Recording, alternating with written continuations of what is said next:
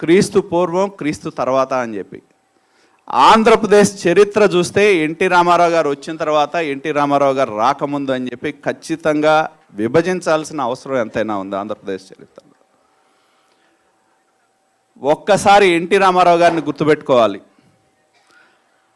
NT Ramarao గారు ఒక సంఘ సంస్కర్త, సామాజిక విప్లవవాది ఆయన. ఎందుకంటే ఆనాటి రాజకీయాలు భిన్నంగా ఒక కొత్త సంస్కృతికి ఆయన తెరదీయటం జరిగింది. ఎన్టీ రామారావు గారికి చదువు అంటే చాలా ఇష్టం. మీరు తెలుగుదేశం పార్టీ పెట్టిన తర్వాత చూడండి, ఆయన ఎమ్మెల్యేలుగా చేసిన వ్యక్తులందరూ కూడా డాక్టర్లు, లాయర్లు, చదువుకున్న వ్యక్తులు.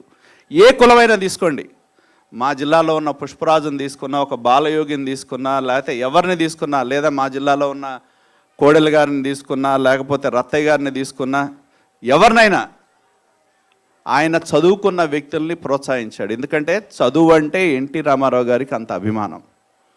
చదువు ద్వారానే ప్రగతి సాధ్యమని చెప్పి నమ్మిన వ్యక్తి ఎన్టీఆర్.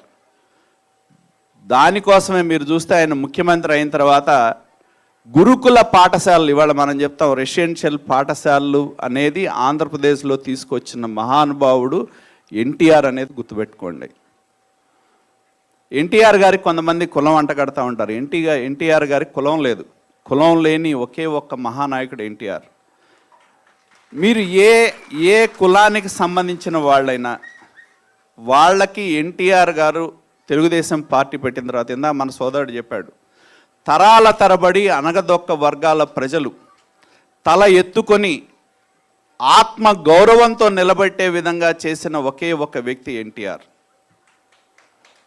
ఎంతోమంది బీసీ వర్గాల ప్రజలు, బలహీన వర్గాల ప్రజలు ఆనాటున్న సమకాలీన రాజకీయాల్లో అనగదొక్కబడి అభివృద్ధికి దూరంగా, రాజకీయాలకు దూరంగా ఉన్న వ్యక్తుల్ని గొప్ప రాజకీయ నాయకులుగా చేసి వాళ్ళకు ఒక స్థానం కల్పించి బీసీ వర్గాల ప్రజలు ఈ పార్టీ మాది అనే ఒక భావన కలిగే విధంగా చేసిన వ్యక్తి. మీరు ఒక ఎర్రనాయుడిని తీసుకోండి, ఒక దేవేంద్ర గౌడ్ని తీసుకోండి, లేకపోతే ఇవాళకున్న ఒక యనమల రామకృష్ణని తీసుకోండి, లేకపోతే మా అల్లాడి రాజ్కుమార్ లాంటి వాళ్ళు, ఏ కులమైనా మీరు ఒక కులం పేరు చెప్పండి, ఆ కులంలో ఒక మహానాయకుడిని ఎన్టీ రామారావు గారు తయారు చేశారు. ఏ కులమైన ఆంధ్రప్రదేశ్లో.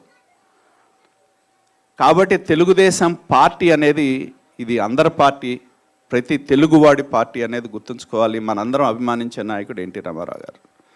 మనం కూడా చాలామంది ఇక్కడ యువకులు ఉన్నారు, ఎన్టీ రామారావు గారి గురించి చాలా నేర్చుకోవాలి మనం. ఆయన పౌరుషానికి ప్రతీక ఎన్టీ రామారావు గారు. ఇందిరాగాంధీ 1985లో ఆయన్ని ముఖ్యమంత్రిగా ఆ రోజుల్లో దింపితే ఒక ప్రజా విప్లవాన్ని ఆంధ్రప్రదేశ్లో తీసుకొచ్చి తిరిగి ముఖ్యమంత్రి అయిన ఒకే ఒక చరిత్ర దేశంలో ఎన్టీ రామారావు గారిది మాత్రమే అనేది గుర్తుంచుకోండి. అప్పటి వరకు ముఖ్యమంత్రులను తీయచ్చు, పెట్టచ్చు, నా ఇష్టం అనే పరిస్థితిలో దేశ రాజకీయాలు ఉండేవి. అటువంటి పరిస్థితిని ఎదుర్కొని తిరిగి ముఖ్యమంత్రి అయిన ఒకే ఒక్క చరిత్ర దేశంలోనే ఒక ఎన్టీఆర్కి ఉంది.